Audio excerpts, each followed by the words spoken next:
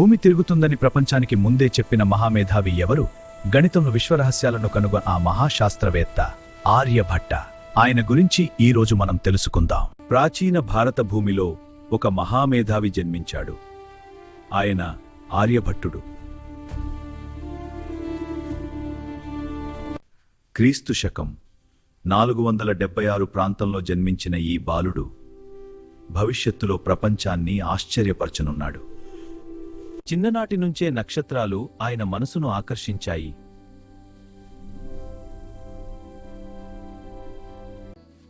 చంద్రుడు ఎందుకు మారుతున్నాడు? చంద్రుని మార్పులు ప్రకృతి యొక్క లీలలు నా బిడ్డా. ప్రతి మార్పు ఒక పాఠం నేర్పుతుంది. గురుకులంలో గణితం, ఖగోళ శాస్త్రం నేర్చుకున్నాడు.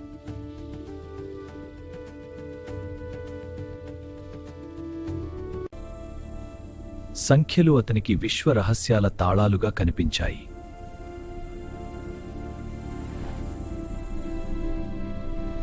కుసుమపురం అనే విద్యా కేంద్రంలో ఉన్నత విద్య అభ్యసించాడు.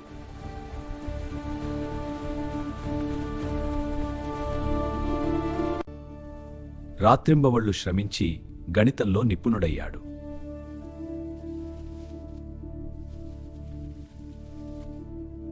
ఇరవై 23 ఏళ్లకే ఆర్యభటీయ గ్రంథాన్ని రచించాడు.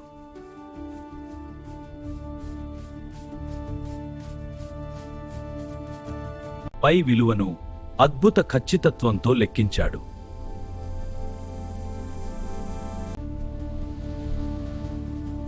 భూమి తన అక్షంపై తిరుగుతుందని ధైర్యంగా చెప్పాడు. భూమి తిరుగుట వల్లే పగలు రాత్రి వస్తాయని వివరించాడు.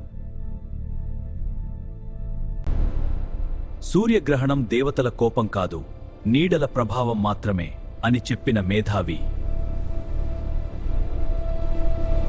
భూమి నీడ చంద్రుడిపై పడితే చంద్రగ్రహణం జరుగుతుంది.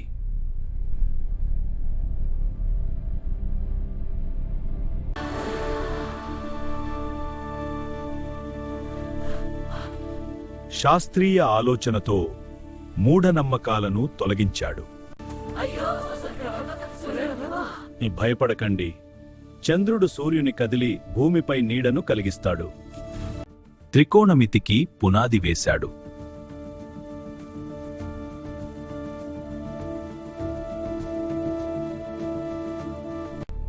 గ్రహాల గమనాన్ని ఖచ్చితంగా లెక్కించాడు.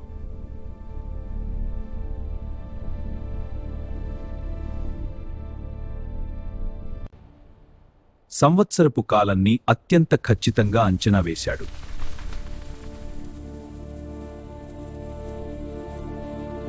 తన జ్ఞానాన్ని శిష్యులతో పంచుకున్నాడు.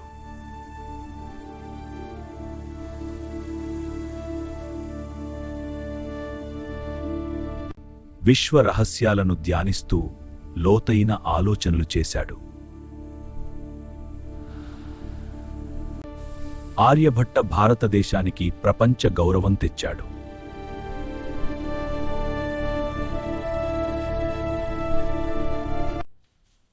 ఆయన ఆలోచనలు ఆధునిక శాస్త్రానికి పునాది అయ్యాయి.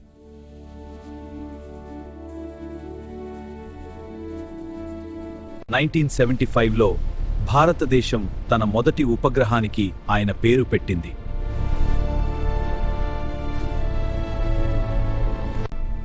ఆర్యభట్ట ఉపగ్రహం అంతరిక్షంలో భారత ప్రతిష్టను పెంచింది.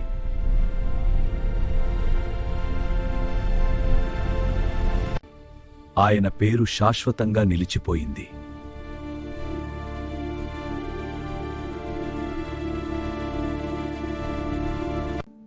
ఈ రోజు కూడా విద్యార్థులకు స్ఫూర్తి.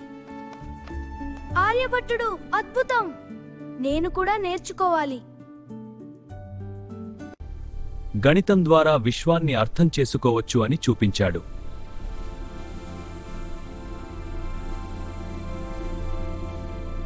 ప్రశ్నలు అడుగు, విజ్ఞానం సంపాదించు, ప్రపంచాన్ని మార్చు.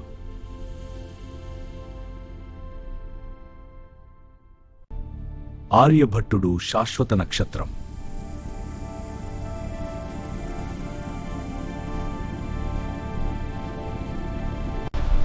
జ్ఞానం ప్రపంచాన్ని వెలిగిస్తుంది. ఆ వెలుగు ఆర్యభట్టుడి వారసత్వం. జ్ఞానం ఒక్క వెలుగు. ఆ వెలుగును మన జీవితాల్లో నింపిన మహామేధావి ఆర్యభట్టుడు. ఇలాంటి మరిన్ని విజ్ఞానభరితమైన కథలు, గణిత రహస్యాలు తెలుసుకోవాలంటే ఇప్పుడే మా ఛానల్ను సబ్స్క్రైబ్ చేయండి. ఐకాన్ను నొక్కండి మరియు విజ్ఞాన యాత్రలో భాగస్వాములైండి. జ్ఞానం పంచుకుందాం, ప్రపంచాన్ని వెలిగిద్దాం.